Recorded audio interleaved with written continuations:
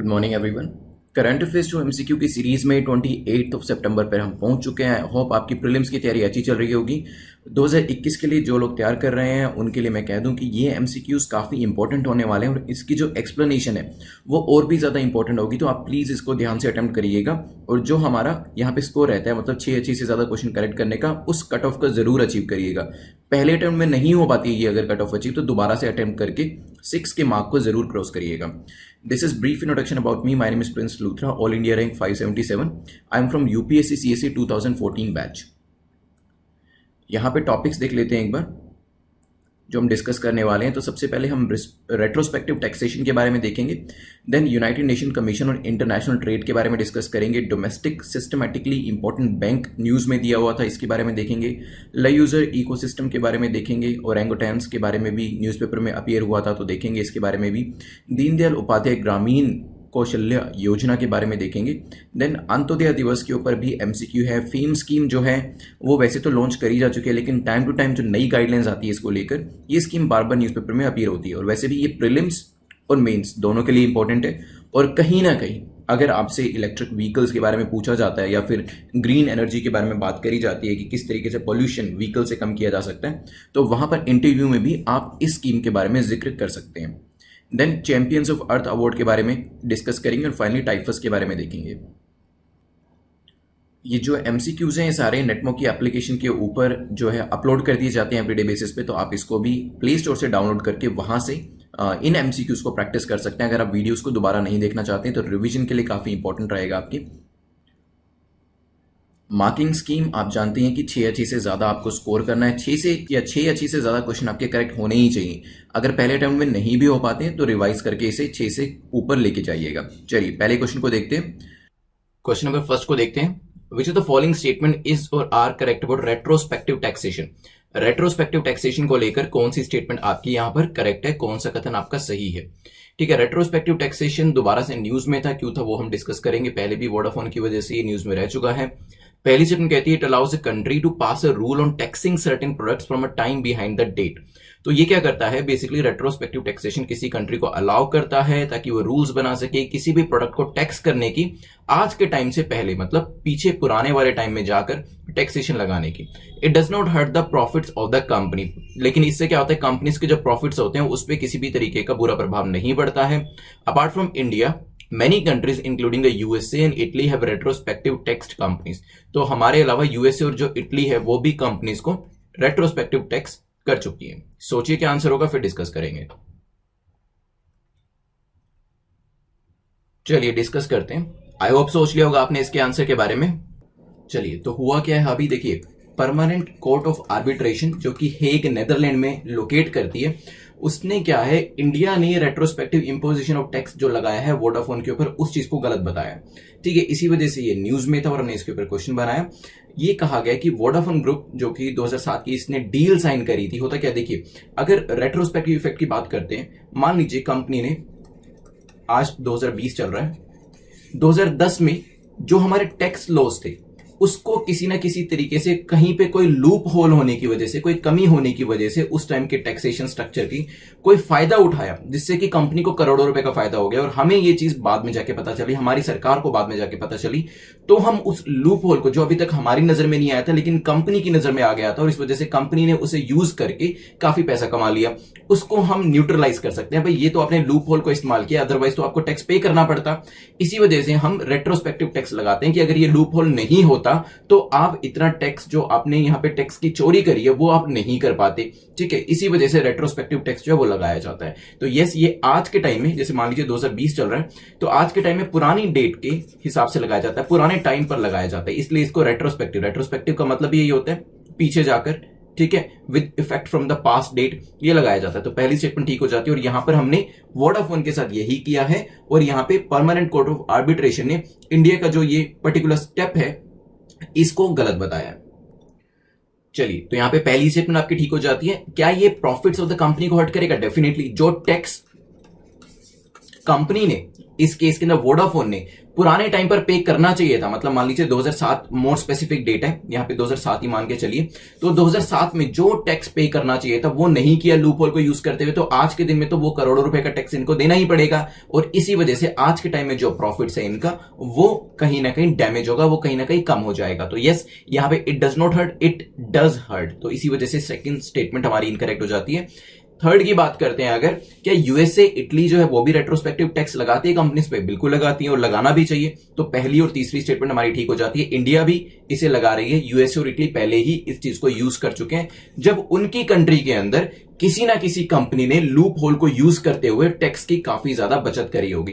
ठीक है, तो पहली और तीसरी स्टेटमेंट हमारी करेक्ट है, आंसर हो जाएगा बी। आप मुझे कमेंट सेक्शन में बताइएगा कि आपका क्या सोचना है, क्या आपको लगता है। देखिए, अब हम ये चीज नहीं शुरू करेंगे, मैं आप लोगों से आपके ओपिनियन पूछा करूंगा, और ओपिनियन जरूरी इसलिए है क्योंकि मेंस के अंदर और इंटरव्यू के अंदर आपको ओपिनियन देने पड़ते हैं। देखिए, जो प्रीलिम्स है वो तो फैक्ट्स और कॉन्सेप्ट्स के बेसिस पे हो जाता है, लेकिन मेंस का जो एग्जाम है उसमें खासतौर पे आपके ओपिनियन पूछे जाते हैं, और साथ में इंटरव्यू के टाइम पर तो आपके जो 4-5 क्वेश्चन, 10-15 क्वेश्चन आपसे पूछे जाएंगे वो पूरे ओपिनियन बेस्ड ही रहने वाले हैं। वहां पे इंटरव्यूज देखना चाहते हैं कि आपका किसी चीज के ऊपर क्या ओपिनियन है, तब आपको अपने ओपिनियन को जस्टिफाई भी करना पड़ेगा। कमेंट सेक्शन में सिर्फ आप मुझे अपना ओपिनियन दीजिएगा, मेंस की जब तैयारी करेंगे फिर मैं आपसे आपका जस्टिफिकेशन भी उस चीज के ऊपर पूछूंगा। ठीक है, तो आप मुझे बताइएगा क्या रेट्रोस्पेक्टिव टैक्सेशन आपको लगता है कि सही है कि नहीं है, 1 लाइन में मुझे बता दीजिएगा। चलिए चलते हैं नेक्स्ट क्वेश्चन के ऊपर। सेकेंड क्वेश्चन की अगर बात करें तो हम बात करते हैं United nation commission on international trade की। तो united nation commission international trade इसीलिए न्यूज में था क्योंकि अभी जो पीछे हमने एक क्वेश्चन देखा, जो परमानेंट कोर्ट ऑफ आर्बिट्रेशन है उसने यही कहा है कि जो इंडिया कर रहा है वो यूनाइटेड नेशन कमीशन और इंटरनेशनल ट्रेड लॉ के हिसाब से सही नहीं है। इसी वजह से UNCITRAL जो ऑर्गेनाइजेशन है ये भी न्यूज में थी, और इसके ऊपर 3 स्टेटमेंट दिए और आपको बताना है कौन सी स्टेटमेंट करेक्ट है। कोई भी इश्यू न्यूज में होगा उससे रिलेटेड जो भी ऑर्गेनाइजेशंस होंगी, जो भी न्यूज होगी, जो भी एजेंसीज न्यूज में आएंगी, कोई लॉ अगर उससे रिलेट करता है तो उसके ऊपर क्वेश्चन आने के चांसेस बन जाते हैं। It was established in 1966। क्या UNICTRAL को 1996 में बनाया गया था? May be it is the core legal body of the United nation system in the field of international trade law. अगर हम इंटरनेशनल ट्रेड लॉ की बात करते हैं तो यूनाइटेड नेशन की ये मेजर एक लीगल बॉडी है, हो सकता है। It functions as a subsidiary body of united nation general assembly. तो यूनाइटेड नेशन जनरल असेंबली, जिसको UNGA या UNGA कहते हैं, उसकी ये एक सब्सिडरी बॉडी है। सोचिए क्या आंसर होगा, फिर डिस्कस करते हैं। चलिए, तो सबसे पहले मैं आपको बताऊं, united nation commission on international trade and law को 1966 में बनाया गया था as a subsidiary body of united nation general assembly. ध्यान रखिएगा। So yes, it function as a subsidiary body. तो पहली और तीसरी स्टेटमेंट करेक्ट हो जाती है। अब सेकंड को देखेंगे। अगर बात करें क्या ये कोर लीगल बॉडी है यूनाइटेड नेशन सिस्टम की, तो yes, in the field of international trade law, अगर ट्रेड लॉ की बात करते हैं इस फील्ड के अंदर इंटरनेशनल ट्रेड लॉ की, तो ये यहां पर एक मेजर लीगल बॉडी जो है वो बन के यहां पर इसका रोल आता है। तो डी हमारा आंसर हो जाएगा।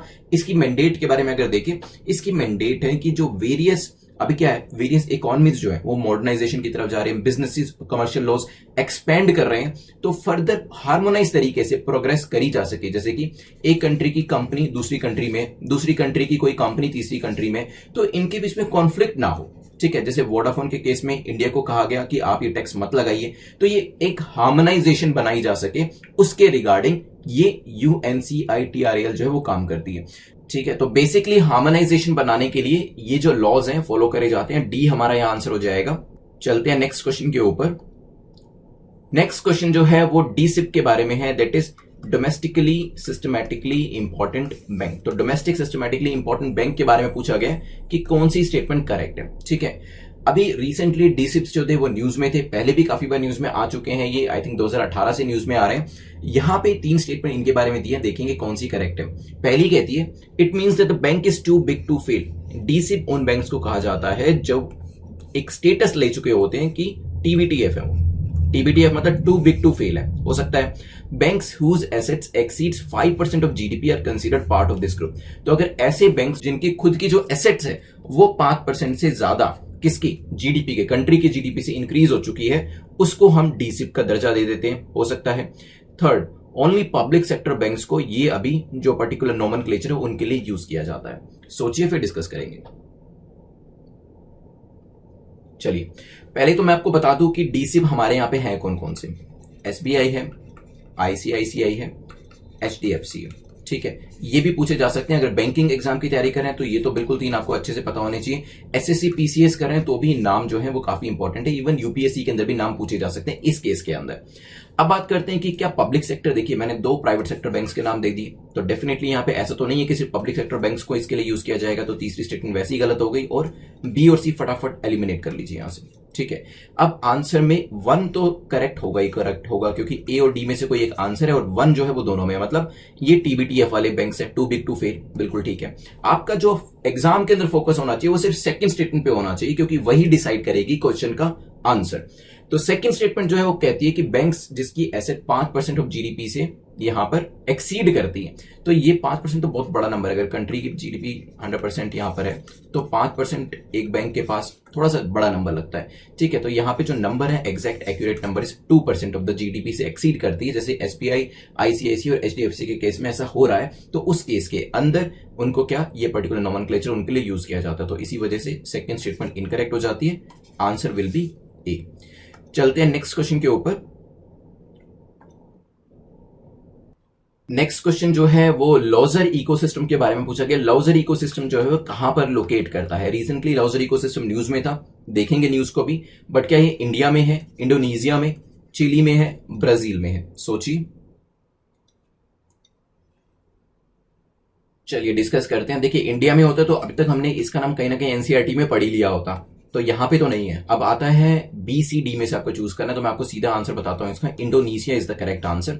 न्यूज में अभी रिसेंटली इसलिए था क्योंकि रैन क्या है, रेन फॉरेस्ट एक्शन नेटवर्क ने अभी कहा है कि वेरियस कंट्रीज जो कि लाउजर इकोसिस्टम को डिस्ट्रक्ट करने के लिए अभी इंप्लीकेट करी गई हैं, जिनके अगेंस्ट केसेस चलाए गए हैं, उनके अंदर काफी सारी ऐसी कंपनीज है जिनके कहीं ना कहीं रिलेशन वहां की फूड कंपनीज या फिर कॉस्मेटिक कंपनीज है, ठीक है। तो यहां पे जो रीजन है लाउजर इकोसिस्टम जो कि एक फॉरेस्ट एरिया है सुमात्रन आइलैंड के ऊपर इंडोनेशिया के अंदर, वहां पर जो ये कंपनीज हैं, चाहे वो फूड कंपनीज हो या कॉस्मेटिक कंपनीज हो, वो इस फॉरेस्ट एरिया को डिस्ट्रक्ट कर रही हैं अपने कमर्शियल गेन्स के लिए, ठीक है। तो लाउजर इकोसिस्टम जाना किस लिए जाता है, मोस्ट एंशियंट माना जाता है इसे, लाइफ रिच इकोसिस्टम माना जाता है। अगर आप साइंस की जो वेरियस डॉक्यूमेंटेशन है उसके अंदर देखोगे तो वर्ल्ड क्लास हॉटस्पॉट्स माने जाते हैं जो कि यहां पर अवेलेबल हैं। रेन फॉरेस्ट भी यहां पे पाए जाते हैं। और अगर हम लाउजर की बात करें, येलोस्टोन यूएसए के अंदर आप जानते हैं उससे भी 3 टाइम्स बड़ा है ये साइज के अंदर। तो येलोस्टोन अपने आप में ही काफी बड़ा है, जो कि Yellowstone national park United states में लोकेट करता है, उसका भी 3 गुना बड़ा है ये जो पर्टिकुलर रीजन है लाउजर इकोसिस्टम। 2.6 मिलियन हेक्टेयर के अंदर ये फैला हुआ है, ठीक है। डाइवर्स लैंडस्केप यहां पे मिल जाते हैं आपको, माउंटेन रेन फॉरेस्ट से लेके लो लैंड तक मिल जाते हैं, और कार्बन रिच पीट लैंड्स है वो भी यहां पर पाई जाती हैं। तो बी हमारा आंसर होगा। एक बार लोकेशन देख लीजिए सुमात्रन आइलैंड के ऊपर। So this is the reason, Indonesia दिखा रखा है यहां पर, और आपको यहां पे अगर देखेंगे ये जो शेडेड रीजन मैंने आपको बताया, दिस इज द लाउजर रीजन। चलिए नेक्स्ट क्वेश्चन पे चलते हैं, विच इज क्वेश्चन नंबर 5, जो कि ओरेंगुटेन्स के बारे में है। ओरेंगुटेन्स अभी सुमात्रन आइलैंड को लेकर ही, जो सुमात्रन ओरेंगुटेन्स थे ये न्यूज में थे, और अभी जो ये पर्टिकुलर लाउजर रीजन को लेकर स्टडी हुई है तभी ये अगेन न्यूज में आए थे। इनको लेकर एक क्वेश्चन बनाया है। पहली स्टेटमेंट कहती है they are natives to India, वो इंडिया के नेटिव्स होते हैं। They are not migratory animals and stay rooted in their area, they suffer more due to deforestation, deforestation की वजह से उनको काफी नुकसान होता है, अदरवाइज वो माइग्रेटरी तो नहीं होते हैं। Third, they are having a distinctive red fur and are largest arboreal mammal. तो यहाँ पे उनकी फिजिकल कैरेक्टरिस्टिक्स बता रहे हैं कि उनका जो फर होता है रेड कलर का होता है और काफी डिस्टिंक्टिव होता है। So it is a sort of monkey, but ज्यादा उनको आप कह सकते हैं इंटेलिजेंट माना जाता है कंपेयर टू अदर मंकीज। तो आप देख सकते हैं यहाँ पे चिंपैंजी आईयूसीएन रेड लिस्ट के अंदर क्रिटिकली एंडेंजर्ड है सुमात्रन ओरेंगुटेन्स। अब बात करते हैं अपनी 3 स्टेटमेंट्स की, सोचिए इसके बारे में फिर डिस्कस करेंगे। चलिए देखिए, अभी मैंने आपको बताया था रेन फॉरेस्ट एक्शन नेटवर्क, उसने कहा है कि जो फॉरेस्ट है वो काफी काटे जा रहे हैं, डिफोरेस्टेशन हो रहा है, एक्सप्लॉयटेशन हो रहा है फॉरेस्ट का, और ये किया जा रहा है कॉस्मेटिक और फूड कंपनीज के द्वारा। और इसी वजह से जो ओरेंगुटेन्स है उनका जो फॉरेस्ट रीजन है, उनका जो घर है, वो भी कहीं ना कहीं डिस्ट्रॉय हो रहा है। इस वजह से आगे आने वाले टाइम में उनकी जो पॉपुलेशन है वहां पे एक डिक्लाइन देखा जा सकता है। ठीक है, अगर बात करी जाए उनके जो फर का कलर है वो रेड होता है, तो यस, ये स्टेटमेंट जो हमारी है वो करेक्ट है। अगर बात करें क्या वो माइग्रेटरी नहीं होते, देखिए माइग्रेटरी नहीं होते, लेकिन डिफोरेस्टेशन करने लगेंगे तो माइग्रेशन उनको करना पड़ेगा और उनकी संख्या में भी कमी आ सकती है। तो सेकंड स्टेटमेंट भी हमारी ठीक है, but they are not native to India. ध्यान रखिएगा, आंसर हो जाएगा सी। आईयूसीएन स्टेटस मैंने आपको बता दिया, वो भी ध्यान रखिएगा। इनका IUCN status is already critically endangered हो चुका है, तो इनकी संख्या जो है आगे आने वाले टाइम में और भी कम हो सकती है, तो उसको बचाने की जरूरत है। चलिए, यहाँ पे prelims plus mains guidance programme हम लॉन्च कर रहे हैं, इसके बारे में आप देख सकते हैं। इसका जो लिंक दिया है वो डिस्क्रिप्शन में मिल जाएगा आपको exam.netmoc.com पे जाकर। तो इस एक प्रोग्राम में आपको काफी सारी चीजें मिल जाती हैं। आर्ट एंड कल्चर की series, Indian polity through MCQ भी इसके अंदर कवर किया जाएगा, स्पेक्ट्रम थ्रू एनिमेशन को कवर किया जाएगा, देन स्पेक्ट्रम एमसीक्यूज सीसेट को लेकर भी यहाँ पे जो मॉक टेस्ट है कुछ लिए जाएंगे, देन मेंस आंसर राइटिंग की जो प्रैक्टिस होती है वो काफी इंपॉर्टेंट है, उसको भी यहाँ पे कराया जाएगा, और प्रीलिम्स की जो टेस्ट सीरीज है वो तो यहाँ पे अवेलेबल होगी ही होगी। तो इसके अलावा जो वेरियस कोर्सेज आप देख ही चुके हैं, स्पेक्ट्रम सीरीज देख चुके हैं, यूपीएससी मॉक टेस्ट देख चुके हैं, वो सब यहाँ पे अवेलेबल रहने वाला है। साथ में पॉलिटी, इंडियन कल्चर, इन सब चीजों को भी कवर किया जाएगा। इंडियन इकोनॉमी जो है उसकी भी एक नई सीरीज आने वाली है जो हम इसमें ऐड करेंगे। चलिए नेक्स्ट चलते हैं दीनदयाल उपाध्याय ग्रामीण कौशल योजना के ऊपर। इस पर्टिकुलर स्कीम के बारे में पूछा गया कि कौन सी आपकी स्टेटमेंट करेक्ट है। 3 स्टेटमेंट्स दी है। अभी recently ministry of rural development ने सेलिब्रेट किया फाउंडेशन डे दीनदयाल उपाध्याय ग्रामीण कौशल योजना का, ठीक है, और इसमें एक स्लोगन भी दिया है, कौशल से कल बदलेगा on the occasion of Antyodaya दिवस, जो कि अभी रिसेंटली 25 सितंबर को हमने ऑब्जर्व किया था। ठीक है, तो यहां पे 3 स्टेटमेंट्स आपको दी गई हैं, आपको बताना है कौन सी स्टेटमेंट करेक्ट है। पहली कहती है MORD that is ministry of rural development ने अंत्योदय दिवस को 2014 में अनाउंस किया था, हो सकता है। Second, it is demand driven placement linked skill training initiative, ये demand driven placement linked skill training initiative है, ये भी हो सकता है। Then it focuses on rural youth between the age of 15 to 35 years from the poor families, तो ऐसी poor family से आने वाली रूरल यूथ जो कि 15 से 35 साल के हैं उनको इसमें फोकस किया जाता है। सोचिए क्या आंसर होगा, फिर डिस्कस करते हैं। तो MORD ने 2014 के अंदर इस पर्टिकुलर स्कीम को लॉन्च किया था, बिल्कुल सही है ये। मिनिस्ट्री ऑफ रूरल डेवलपमेंट ने इसे लॉन्च किया और अभी रिसेंटली जो 25 सितंबर को अंत्योदय दिवस है वो भी यहां पर ऑब्जर्व किया गया है। ये एक demand driven placement linked skill training initiative है जिसमें स्किल प्रोवाइड किया जाता है, और डिमांड ड्रिवन है मतलब आपको इस चीज की डिमांड करनी पड़ेगी कि मुझे इसके स्किल्स जो है वो कराए जाए, ठीक है, तो ये भी ध्यान रखिएगा। थर्ड, 15 से 35 क्या एज ग्रुप को इसमें कवर किया जाता है, तो 15 से 35 ही पुअर फैमिली से आने वाली यूथ को इसके अंदर कवर किया जाता है, तो ये स्टेटमेंट भी हमारी करेक्ट हो जाती है। तीनों स्टेटमेंट ठीक होने की वजह से आंसर हो जाएगा सी। अदरवाइज जो ये पर्टिकुलर स्कीम है मेंस के अंदर भी जहां पे यूथ के ऊपर क्वेश्चन पूछा जाता है या स्किल डेवलपमेंट के ऊपर, जॉब अपॉर्चुनिटीज के ऊपर क्वेश्चन पूछा जाता है, वहां पे आप दीनदयाल उपाध्याय ग्रामीण कौशल योजना को मेंशन कर सकते हैं।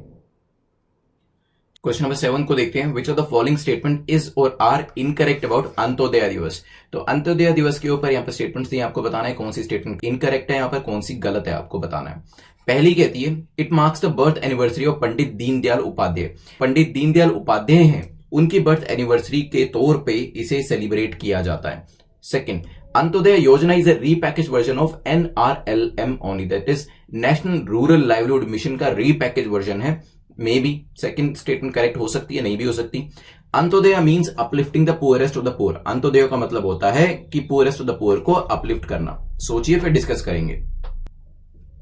चलिए, रिसेंटली मैंने आपको बताया दीनदयाल उपाध्याय ग्रामीण कौशल योजना और अंत्योदय दिवस जो है वो 25 सितंबर को ऑब्जर्व किया जाता है, और वो दीनदयाल उपाध्याय जी के बर्थडे वाले दिन ही ऑब्जर्व किया जाता है। और इस बार जो ऑर्गेनाइज किया गया और वैसे भी ऑर्गेनाइज किया जाता है मिनिस्ट्री ऑफ रूरल डेवलपमेंट के द्वारा, और ये 2014 से इस चीज को लेके आए हैं।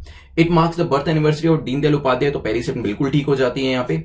सेकंड, क्या NRLM का रीपैकेज वर्जन है, बिल्कुल सही है, NRLM का रीपैकेज वर्जन है, बट ओनली की वजह से गलत हो जाता है, because national rural livelihood mission, national urban livelihood mission दोनों को इंटीग्रेट करके अंत्योदय योजना को लॉन्च किया गया था, जहां पे स्किल डेवलपमेंट की बात करी जाती है। इसी वजह से सेकंड स्टेटमेंट आपकी इनकरेक्ट हो जाती है। अंत्योदय का मतलब क्या होता है, uplifting the poorest of the poor, ठीक है, ये स्टेटमेंट हमारी करेक्ट है। आंसर क्या होगा, ए नहीं, आपको बताना था इनकरेक्ट कौन सा है, तो आंसर होगा आपका सी, क्योंकि सिर्फ सेकंड स्टेटमेंट हमारी जो इनकरेक्ट है। गवर्नमेंट ऑफ इंडिया ने ये जो पर्टिकुलर स्कीम फर्स्ट टाइम 2014 में अनाउंस करी थी, जिसका मेजर जो मतलब था अंत्योदय का, uplifting the poorest to the poor, ताकि लास्ट माइल तक जो इंडिविजुअल है उन तक पहुंचा जा सके। और इंटीग्रेशन में भी मैंने आपको बता दिया, अर्बन के लिए पहले स्कीम अलग थी, रूरल के लिए अलग थी। National urban livelihood mission, national rural livelihood mission, दोनों को ही इंटीग्रेट करके इसको लेके आया गया। दीनदयाल अंत्योदय योजना launch under ministry of housing and urban poverty alleviation. Government of India ने इसके लिए 500 करोड़ का जो प्रोविजन है वो भी बनाया है। चलते हैं नेक्स्ट क्वेश्चन, क्वेश्चन नंबर 8, जो कि फेम स्कीम को लेकर है। पूछा गया फेम स्कीम को लेकर कौन सी स्टेटमेंट यहां पे ठीक है। बेसिकली फेम स्कीम के ऑब्जेक्टिव्स के बारे में बात करी गई है कि इसके ऑब्जेक्टिव कौन कौन से हैं। ठीक है, 3 स्टेटमेंट दे रखी है यहां पर। पहली स्टेटमेंट कहती है to encourage faster adoption of electric and hybrid vehicles. तो इलेक्ट्रिक और हाइब्रिड व्हीकल्स का जल्दी से अडॉप्शन हो सके, ये इसका ऑब्जेक्टिव है। To establish necessary charging infrastructure for electric vehicles. Electric vehicles के लिए जो चार्जिंग इंफ्रास्ट्रक्चर है वो भी यहां पे क्रिएट करे जा सके, ये इसका ऑब्जेक्टिव है। To address the issue of environment pollution and fuel security. Fuel security करी जा सके, एनवायरमेंट पोल्यूशन के इश्यू को भी सॉर्ट आउट किया जा सके, ये इसका मेजर ऑब्जेक्टिव है। सोचिए क्या आंसर होगा, फिर डिस्कस करेंगे।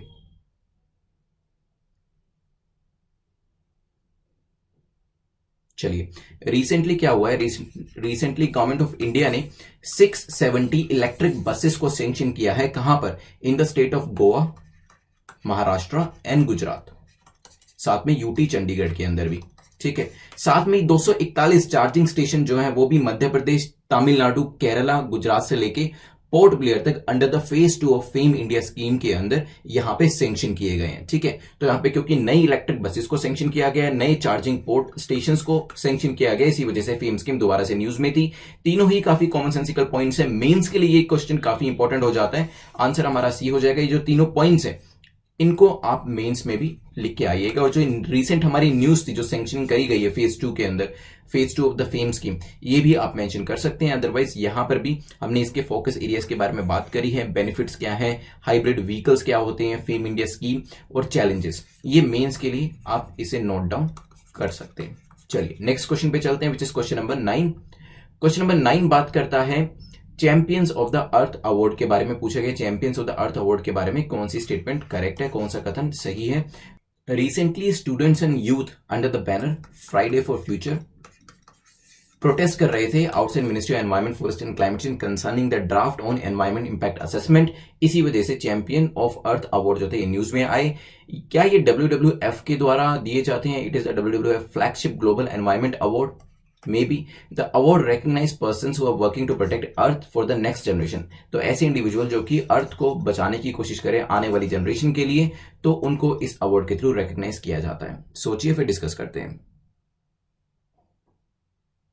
चलिए, तो सबसे पहले तो जान लीजिए कि यूनाइटेड नेशन एनवायरमेंट प्रोग्राम जो है उनके द्वारा इसे एस्टैब्लिश किया गया था इन 2005 टू सेलिब्रेट आउटस्टैंडिंग फिगर्स, ऐसे इंडिविजुअल्स जो कि अर्थ को प्रोटेक्ट करने की कोशिश कर रहे हैं और एनवायरमेंट के ऊपर कहीं ना कहीं पॉजिटिव इंपैक्ट अपना डाल रहे हैं। तो it is not the initiative of WWF, it is the initiative of UNEP, united nation environment programme. और सेकंड स्टेटमेंट ठीक है, अर्थ को बचाने वाले लोगों को ही यहाँ पे रिकॉग्निशन दी जाती है। तो आंसर हमारा हो जाएगा बी। ध्यान रखिएगा, इस अवार्ड के बारे में न्यूज में थे ये रिसेंटली। चलते हैं नेक्स्ट क्वेश्चन के ऊपर। तो लास्ट क्वेश्चन आज हमारा टाइफस के बारे में है। टाइफस के बारे में पूछा गया कौन सी स्टेटमेंट करेक्ट है, कौन सा कथन आपका सही है। पहली स्टेटमेंट कहती है typhus is a group of bacterial infectious diseases. तो टाइफस जो एक ग्रुप है किसका? बैक्टीरियल इन्फेक्शियस डिसीजेस का। Second, Napoleon's army was infected with epidemic typhus. तो नेपोलियन की भी आर्मी हिस्ट्री के अंदर एपिडेमिक टाइफस से इन्फेक्ट हो गई थी। Epidemic typhus is due to rickettsia prowazekii spread by body lice. तो ये जो है, जो एपिडेमिक टाइफस होता है किसकी वजह से होता है? रिकेट्सिया प्रोवेजिकी की वजह से, जो कि बॉडी लाइसिस के द्वारा स्प्रेड किया जाता है। सोचिए क्या आंसर होगा, फिर डिस्कस करते हैं। चलिए, रिसेंटली न्यूज में क्यों था? क्योंकि एक आउटब्रेक हुआ है स्क्रब टाइफस का, जिसको बुश टाइफस भी कहा जाता है, जो कि एक बैक्टीरियल डिसीज है और 5 डेथ इसकी वजह से हो चुकी है और 600 लोग इन्फेक्टेड हो चुके हैं। कहां पर? ये नागालैंड नोकलेक डिस्ट्रिक्ट के अंदर। तो नोकलेक डिस्ट्रिक्ट जो नागालैंड का है, जो कि म्यांमार से बॉर्डर करते हैं, वहां पर ये प्रॉब्लम पाई गई है। ठीक है, अब क्वेश्चन की स्टेटमेंट पे आते हैं। तो टाइफस की बात करें तो it is a group of bacterial infectious disease, जिसमें एपिडेमिक टाइफस इंक्लूड होता है, स्क्रब टाइफस जिसको बुश टाइफस कहा जाता है वो होता है, एंड देन म्यूराइन टाइफस। ये 3 टाइप के टाइफस होते हैं। तो yes, it is a bacterial disease, ये पहली स्टेटमेंट आपकी करेक्ट हो जाती है। एपिडेमिक टाइफस जो होता है ये होता है रिकेट्सिया प्रोवोस्की की वजह से, जो कि बॉडी लाइसिस जो होती है वो फैलाती है। तो सेकंड स्टेटमेंट भी हमारी करेक्ट हो जाती है, क्योंकि हमने एपिडेमिक टाइफस की ही बात करी थी। और अगर एक हिस्टोरिकल स्टेटमेंट की बात करें तो नेपोलियन आर्मी को भी एपिडेमिक टाइफस से वो इन्फेक्ट हो गई थी जब वो रशिया का इन्वेजन कर रहे थे 1812 के अंदर, ठीक है। और इसी वजह से, इसी टाइफस की वजह से उनको रिट्रीट करना पड़ा था। तो रशियंस उनको रिट्रीट नहीं करा पाए थे, लेकिन ये जो पर्टिकुलर टाइफस है, इसकी एपिडेमिक टाइफस की वजह से उनको रिट्रीट करना पड़ गया था। तीनों स्टेटमेंट्स हमारे यहाँ पे ठीक होने की वजह से आंसर क्या हो जाएगा? Answer will be D. अभी रिसेंटली नोकलेक डिस्ट्रिक्ट नागालैंड के अंदर इसके कुछ केसेस जो है वो देखे गए हैं, तो ध्यान रखिएगा। तो ये जो लाइसिस है, लाइसिस के थ्रू ये आपके एनिमल्स में भी आता है और ह्यूमंस के अंदर भी आ सकता है, ठीक है। तो 10 क्वेश्चन हमारे यहाँ पे कंप्लीट होते हैं। अब हम इसे क्विकली रिवाइज करेंगे 2 मिनट के अंदर, और फिर प्रीलिम्स का जो क्वेश्चन है जो आपको कमेंट सेक्शन के अंदर आंसर करना है, जो आप एवरीडे बेसिस पे करते हैं वो देखेंगे, और लास्ट टाइम जो उन्होंने प्रीलिम्स का आंसर किया है, जो इस बार के विनर है, उनको देखेंगे। शुरुआत हमारी हुई थी रेट्रोस्पेक्टिव टैक्सेशन से। तो permanent court of arbitration is not happy कि हम वोडाफोन के ऊपर रेट्रोस्पेक्टिव टैक्स लगा रहे हैं, बट ये कोई नई बात नहीं है, क्योंकि यूएसए और इटली ऑलरेडी ऐसा कर चुके हैं। तो अगर हम भी कर रहे हैं, उन्होंने अगर मिसयूज किया किसी भी लूप होल का पैसे को बचाने के लिए, कहीं ना कहीं हमारे जो एक्सचेकर है उसको नुकसान हुआ, और जो पैसा सोशियो इकोनॉमिक इंफ्रास्ट्रक्चर को क्रिएट करने के लिए, हमारे यहां पर गरीबों की हेल्प करने के लिए यूज किया जा सकता था, उसको उन्होंने बचाया। तो यहां पे प्रॉफिट जो है वो हर्ट होते हैं, इसी वजह से इसको लगाया जा रहा है। आप बताइएगा कि आपका क्या ओपिनियन है कि इसको लगाना चाहिए या नहीं लगाना चाहिए। Then we will discuss about, हमने UNCITRA के बारे में डिस्कस किया। तो ये एजेंसी भी न्यूज में थी, 1966 में एस्टेब्लिश किया गया था, लॉ से रिलेटेड, ट्रेड लॉ से रिलेटेड एजेंसी है, और सब्सिडरी बॉडी के तौर पे काम करती है UNGA की। इसके बाद डिस्कशन हमारा हुआ था सिस्टमैटिकली इंपॉर्टेंट बैंक्स के बारे में। तो पब्लिक सेक्टर, प्राइवेट सेक्टर, दोनों में से कोई भी हो सकता है। They are the TBTF, too big to fail banks होते हैं, और यहां पे जो बैंक्स की जो एसेट्स होती हैं वो 2% ऑफ द GDP होती हैं, ये भी ध्यान रखिएगा। देन डिस्कशन हमारा हुआ था लाउजर इकोसिस्टम, इंडोनेशिया में, काफी न्यूज में था, रिसेंटली पता है काफी एक्सप्लोटेशन हो रहा है इस रीजन का। वैसे अदरवाइज काफी इंपॉर्टेंट है, फॉरेस्ट एरिया है। लोकेशन बता दी थी, सुमात्रान आइलैंड पे लोकेट करता है। देन ओरेंगुटेन्स के बारे में डिस्कस किया था, क्रिटिकली एंडेंजर्ड है, और इसी न्यूज से रिलेट करते थे। डिफोरेस्टेशन हो रहा है तो इनके घर जो है वो भी खत्म हो रहे हैं। देन डिस्कशन हमारा हुआ था नेक्स्ट क्वेश्चन नंबर 6 के बारे में हमने पढ़ा था। क्वेश्चन नंबर 6 में हमने दीनदयाल उपाध्याय ग्रामीण कौशल योजना के बारे में देखा था। MORD जो है उसने 2014 में इसे अनाउंस किया था। 15 से 35 पुअर फैमिलीज को इंक्लूड किया जाता है, यूथ जो होते हैं उनको यहाँ पे स्किल दिया जाता है। फिर हमने अंत्योदय योजना के बारे में डिस्कशन किया था। NRLM एंड NULM को मिला के बनाया गया था। ये birth anniversary of Pandit Deendayal Upadhyay के दिन में इसे ऑब्जर्व किया जाता है, और अंत्योदय का मतलब होता है uplifting the poorest of the poor, ध्यान रखिएगा। देन इसके बाद डिस्कशन हुआ था फेम स्कीम के बारे में। फेज 2 के अंदर यहाँ पे 241 चार्जिंग पोर्ट्स लगाए जा रहे हैं, स्टेशन लगाए जा रहे हैं, और अभी नई बसेस जो हैं वो भी महाराष्ट्र, गोवा, गुजरात, चंडीगढ़ के अंदर लॉन्च करी जा रही है, ठीक है। तो एनकरेज करता है कि faster adoption of electric vehicles का, ताकि फ्यूल को यूज ना करना पड़े। ये पर्टिकुलर स्लाइड्स मेंस के लिए आप देख लीजिएगा। देन हमने अर्थ अवार्ड के बारे में देखा था। UNEP का ये इनिशिएटिव है 2005 से लेके आया गया है, और यहाँ पे ऐसे लोगों को रिकॉग्नाइज किया जाता है जिन्होंने अर्थ को प्रोटेक्ट करने के लिए अपना कॉन्ट्रीब्यूशन दिया है। लास्ट में हमने टाइफस की टाइप्स देखी थी, और टाइफस के बारे में देखा था। इवन नेपोलियन आर्मी को भी टाइफस हो गया था, और इस वजह से उनको रिट्रीट करना पड़ा, और वो रशिया इन्वेजन नहीं कर पाए। एपिडेमिक टाइफस जो होता है वो रिकेट्सिया प्रोवोस्की की वजह से होता है। बॉडी लाइसिस जो होती है वो आपके एनिमल्स को भी नुकसान पहुंचा सकती है, और आपको भी नुकसान पहुंचा सकती है। तो प्रीलिम्स के लिए जिस क्वेश्चन का आंसर आपने देखना है बताइएगा। लोक अदालत के बारे में हमने डिस्कस किया था कि फर्स्ट लोक अदालत कैंप कहां पे ऑर्गेनाइज किया गया था, कल डिस्कस किया था ये हमने। और लास्ट टाइम जो क्वेश्चन हमने पूछा था उसका करेक्ट आंसर अल्ताफ अहमद ने दिया है। तो अल्ताफ कॉन्ग्रेचुलेशन। आप netmockprep@gmail.com पे हमें बता दीजिएगा कि आपको जो PDF आपने जो जीती है यहाँ पे वो आपको हिंदी में चाहिए या इंग्लिश में। कमेंट सेक्शन में मार्क्स लिखना मत भूलिएगा, जितना भी स्कोर किया लिख दीजिएगा, बिकॉज लिखने के बाद ही इसको आप इंप्रूव कर पाएंगे आगे आने वाले लेक्चर्स में। कोई भी डाउट है आपका तो टेलीग्राम पे मुझसे पूछ सकते हैं, लिंक नीचे डिस्क्रिप्शन में दिया गया है, और जो PDF है इस लेक्चर की वो भी आपको टेलीग्राम ग्रुप के ऊपर मिल जाएगी। अगेन मैं आपको यही रिक्वेस्ट करूंगा कि आप बेल आइकन को प्रेस कर दीजिएगा, ताकि नोटिफिकेशंस जो आगे आने वाले NCERT लेक्चर्स के बनने वाले हैं वो आपको मिल जाए। Thanks for watching, have a nice day, see you tomorrow.